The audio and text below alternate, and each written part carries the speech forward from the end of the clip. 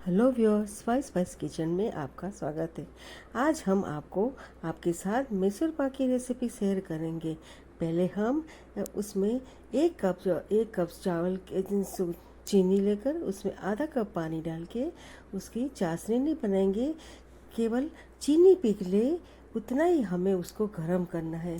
धीमी आंच पे, पहले धीमी आंच पे करेंगे, बाद में फिर उसको मध्यम आंच में उसमें चीनी को पिघला देंगे। जैसे अब हमारी चीनी पिघल जाए तो बाद में हमने एक कप जितना ही बेसन लिया है और धीरे धीरे थोड़ा थोड़ा करके हम डालेंगे ताकि उसमें गुठली ना पड़ जाए।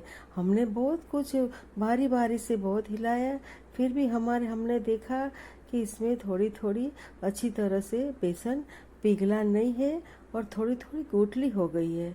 तो इसलिए हम धीरे धीरे करके हम सारा बेसन डाल देंगे और उसको चीनी की जो चाशनी बनाई है उसमें अच्छी तरह से मिक्स कर देंगे।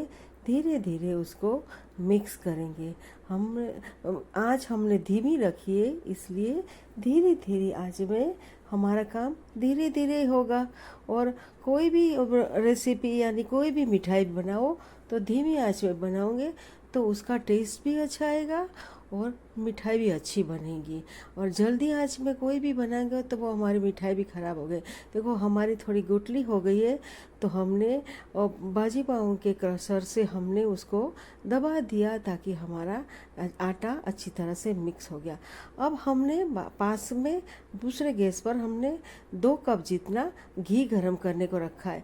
बारी बारी से थोड़ी थोड़ी देर बाद हम गरम गरम घी डालेंगे ताकि वो चीनी के साथ घी मिल जाएगा और उससे उसका अच्छी तरह से उसमें जाली हो जाएगी। धीरे धीरे करके हमें घी डालना। जैसे घी डालेंगे तो ये खीर पूरा फूल जाएगा बेसन और ऊपर उफान आ जाएगा।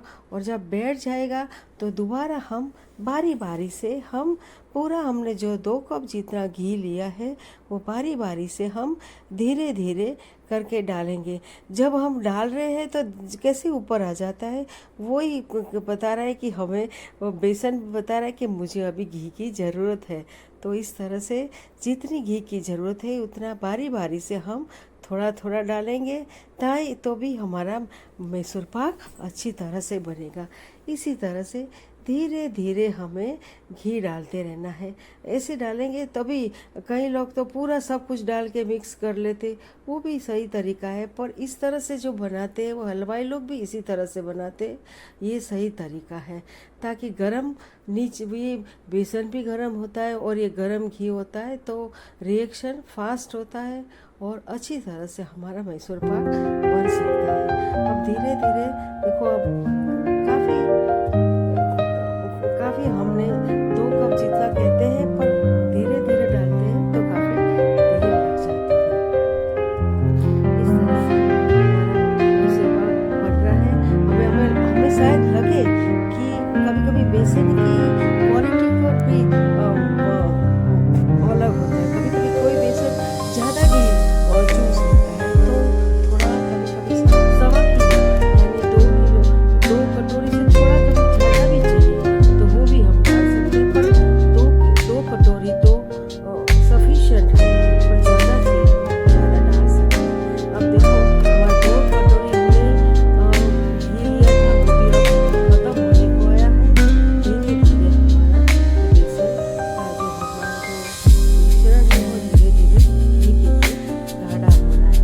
इसी तरह से अब हमारा धीरे धीरे मैसूर पाक अच्छी तरह से बनने लगा है और उसमें धीरे धीरे जाली भी हो रही है। बस अब धीरे धीरे आप देखो अच्छी तरह से धीरे धीरे चलाते रहना चाहिए। तो धीरे धीरे अगर नहीं चलाएंगे तो वो हमारा वो पैन से चिपक जाएगा और ब्राउन कलर का हो जाएगा और धीरे धीरे पूरा ब्राउन हो जाएगा तो पूरा हमारा मैसूर का खराब हो जाएगा। तो पूरा अच्छी तरह से इसको हिलाते रहना चाहिए। बस अब धीरे देखो धीरे धीरे वैसे मिठाई में पेशेंस, हर चीज़ में पेशेंस ज़रूरी है। वैसे मिठाई में भी कोई भी मिठाई बनाओ तो चाशनी में भी अच्छी तरह से होनी चाहिए, बननी चाहिए और पेशेंस पेशेंस नहीं और फटाफट बना रहो तो हमारी मिठाई भी बिगड़ सकती है। जैसे मोहन थाल में भी अगर कम आंच में बनाए तो ही वह अच्छा बनता है, इसी तरह इसमें भी हमें पेशेंस रखने की जरूरत होती है। मैसूर पाक में धीरे धीरे चाशनी डालते रहो और ये घी डालो गरम गरम, और धीरे धीरे हमारे उसमें जालियाँ बढ़ती रहती है। इसी तरह से पेशेंस बहुत जरूरी है।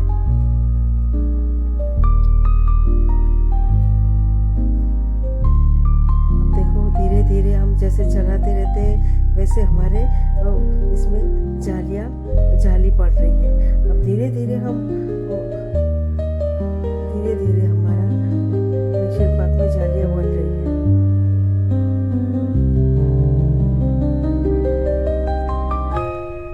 इस तरह से हम धीरे धीरे चलाते रहेंगे और हमारा मैसूर पाक अच्छी तरह से बनता रहेगा। बस धीरे धीरे देखो चलाते रहना है। इसी तरह से धीरे धीरे हमारा, वैसे सब कहते